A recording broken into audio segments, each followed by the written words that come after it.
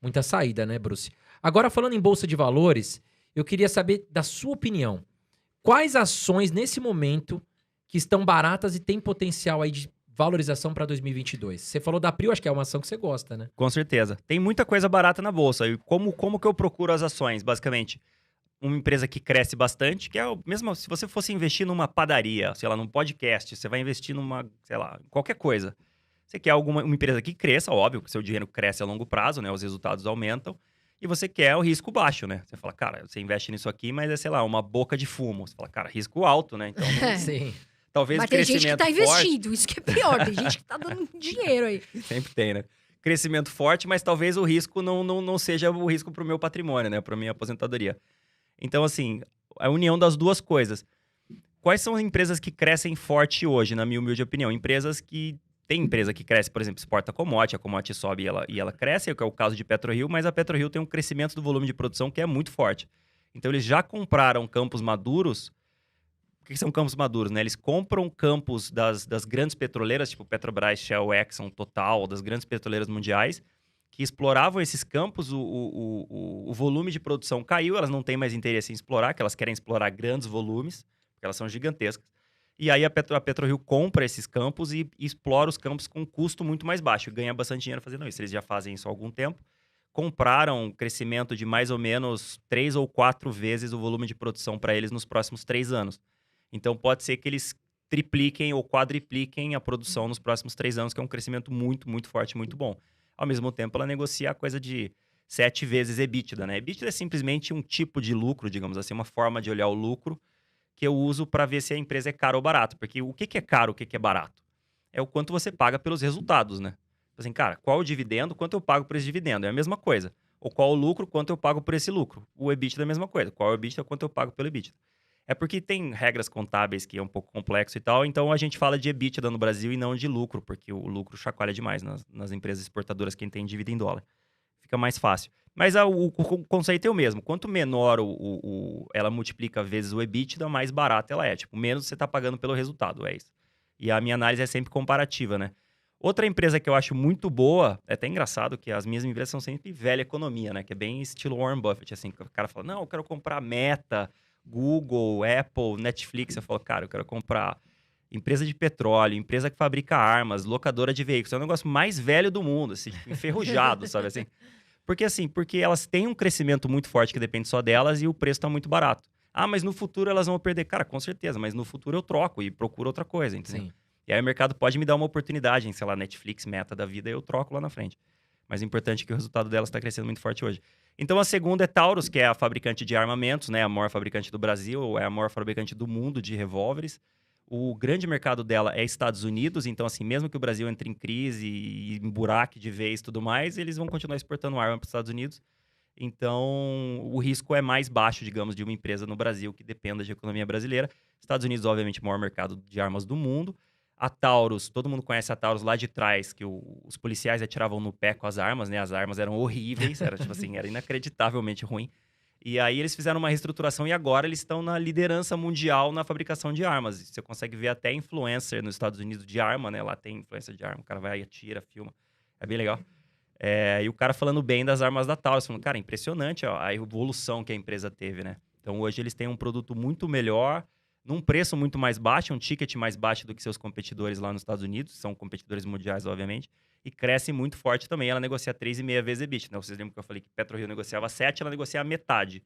Então eu diria, cara, armas, um pouco mais de risco e tudo mais, mas você paga a metade do preço, porque você paga a metade pelo crescimento de EBITDA. Daí o EBITDA dela vem crescendo coisa de 80% ao ano, por aí. Pode ser que caia um pouco, mas assim, crescimento de 50% já seria bom demais. E a terceira é a locadora de carros, né? Que eu chamo de Locamérica, mas ela chama Unidas, ela mudou de nome. Ela se juntou com uma outra empresa e começou a se chamar Unidas, que vai, inclusive, se fundir. Vai não, né? Pode ser que se funda com a Localiza, então as duas maiores vão se fundir. E um mercado que tamanho é documento. Por quê? As locadoras até foram criadas dentro dos bancos e dentro das montadoras lá atrás. Por quê? Porque é um negócio muito intensivo em capital. Você tem que comprar os carros. Então, para comprar o carro, você precisa do quê? Do carro e do dinheiro para pagar o carro, obviamente. Então, o banco tem o dinheiro barato e a montadora tem o carro barato. Então, essas são as duas grandes vantagens competitivas das montadoras. Por isso que as grandes dominam o mercado, né? Porque elas conseguem alugar o carro, né? Fornecer o carro para aluguel das pessoas, da gente, a um custo mais baixo do que as locadoras pequenas, porque as pequenas pagam mais caro no carro e pagam mais caro no dinheiro, né? O custo do empréstimo é mais alto. E ela também vem crescendo muito forte por causa de economia de compartilhamento. A gente estava falando que a gente veio de Uber para cá hoje, né? Então, os Ubers alugam os carros das locadoras.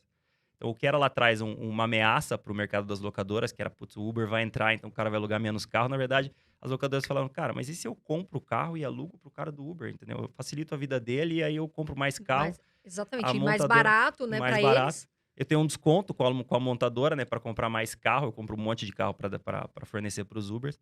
Então é isso. Então essa economia do compartilhamento, Airbnb, Uber e tudo mais, também beneficia as locadoras. Por quanto tempo? Cara, não sei. Por enquanto ainda está crescendo bastante.